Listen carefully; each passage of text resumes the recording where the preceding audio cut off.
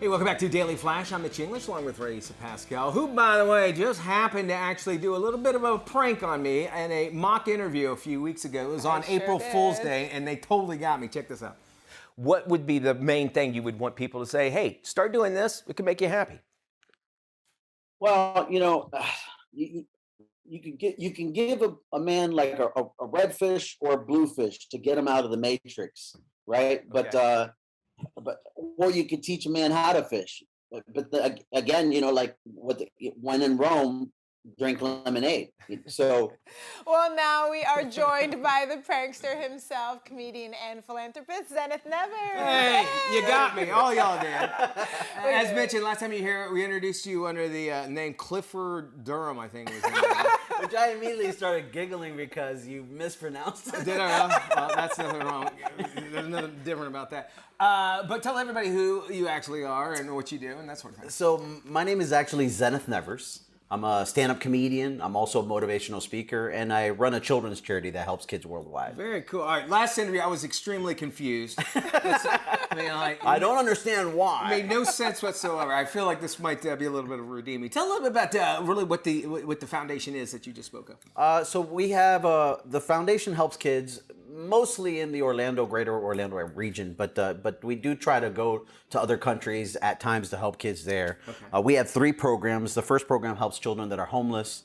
The second program helps children that are sick in the hospital. And the third program helps children that are victims of child abuse. Oh, wow. Okay. Wow, that's powerful. So we again, most of the work is here local, but we do at least, like for example, we went to the Bahamas when there was the hurricanes. We went to Puerto Rico when there was the hurricanes. We went to Haiti when there was an earthquake. So we do try to at least once a year minimum go to another area where kids are even in dire need of help. And what's the payback for that? What do you feel like? What do you get from doing all this? The payback is here, man. Yeah. I mean, children are like messages in a bottle that we leave for future generations, and if we don't do well, you're going to reap what you sow. Oh, absolutely. Right. That's right. Yeah. And you're wearing this great shirt today. It says, decide to live happy. And when we introduced you on the show, we said you were an expert in teaching people how to be happy. Yeah. Obviously, you pranked us all, but that is actually something you do. Yeah. So how did we? In addition to being a stand-up comedian, I also am one of the world's leading experts in happiness. I'm a certified cognitive behavioral health therapist. I studied neuroscience with Harvard, in case I don't sound pretentious yet. Ivy League.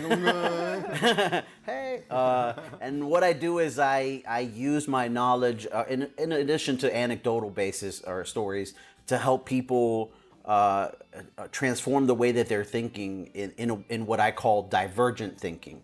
And to kind of oversimplify what I mean by that is when we learn, we usually use schemas. And when we problem solve, we usually use heuristics. Okay. And to kind of explain what those are. Yeah. So schemas would be like, for example, let's say it's a basis or a foundation of what you've learned that you formulated by experience. Okay. And then commonly you do what's called simulation. So to give you an example, an adolescent may know how to drive in video games, and he or she may use that knowledge to apply when they go get their license. That's called the schema. Heuristics, they're a great band back in the 80s. I love them. Yeah, they were. I'm sorry, they're heuristics. I'm sorry, continue on. So think of so you have algorithms and heuristics. If I tell you to go pick up something from the convenience store or the grocery store, let's say you say, okay, I'm going to pick something. You could use an algorithm, which would be go through every single aisle, which is the most accurate way to solve a problem. You're definitely going to come to the solution, but it's long, right? It's a long-term solution. A heuristic would be where you go, oh, it's organic, so it's probably in the organic section, or it's frozen, it's probably in the frozen section. That is very, very useful for survival. For life and death, you can't use an algorithm. You have to use. So it's like broad strokes, basically compared to like details. Right. Okay. But sometimes that doesn't serve us in day-to-day life. You're normally not in danger, so you don't need to go to the low-hanging fruit to solve a problem. So what is your top advice for helping people be happy by using these skills that you're sharing with us? Well, I mean, you want to kind of step outside of the normal way of thinking of things to look at everything with fresh eyes. So, for example, we're taught you should be grateful for what you have. Not true. You should be grateful for everything. not just what you that possess. makes sense. Yeah. Right? Interesting. If your happiness is based on what you possess, and that's an indicator of your happiness, really then good your idea. happiness will always be impoverished, because for one is you'll always set in your mind like, oh, I got to get to this to be happy. Well, when you do get to that, let's say graduate school, well, I got to get my master's. Well, Yeah, you graduate. Well, now I exactly. got to get married. Well, now I got to have 2 kids. Well, now I got to have the white picket fence. And you're never actually happy. You know, plus there's a lot of other problems. Like, for example, comparison. If I'm happy for what I have, well, what happened? Look at his good looks. He's a handsome, peppered Steve Carell. So now, so anytime that you're happy for what you have, you'll always feel like you don't have enough. No, you're right, and I could see how kids, if they can base that earlier on in their life, it really can set them up for a great future. yeah, altogether. yeah. Would you find that like humor is probably the hardest emotion to actually get across to somebody? Because I can make you mad. You can embarrass me. That's an emotion. You can you can make you feel nice. But for making me laugh, there's a connection here. Wouldn't you say? Yeah, absolutely. Is that what you use, or? Yeah, so you want to have some type of connection with the person. So very commonly, a lot of comedians will go to self-deprecating humor, Right. self-deprecating humor.